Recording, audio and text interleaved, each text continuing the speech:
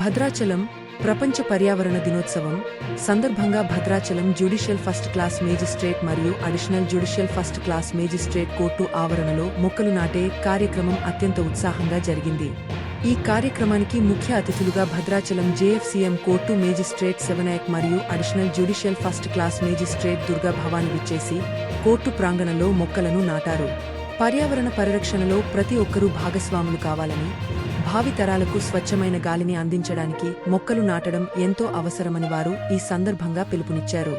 ఈ కార్యక్రమంలో Bhadrachalam bar association అధ్యక్షులు కొడాలి శ్రీనివాసన్, ప్రధాన కార్యదర్శి పూసాల శ్రీనివాసాచారి, జాయింట్ సెక్రటరీ తాతా లలిత, లేడీస్ రిప్రజెంటేటివ్ ఎం తరుణి, సీనియర్ న్యాయవాదులు పేరాల నాగరాజు, బండారు అరుణ్ చంద్, పామరాజు తిరుమలరావు, రామ తిరుపతి, దాట్ల సంధ్య, కొత్తపల్లి రాంబాబు, విజగరి రవితేజ పాల్గొని మొక్కలు నాటారు.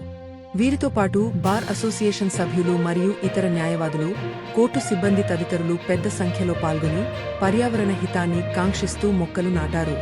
పర్యావరణాన్ని కాపాడడంలో న్యాయవాద సంఘం ఎల్లప్పుడూ ముందుంటుందని అసోసియేషన్ ప్రతినిధులు పేర్కొన్నారు.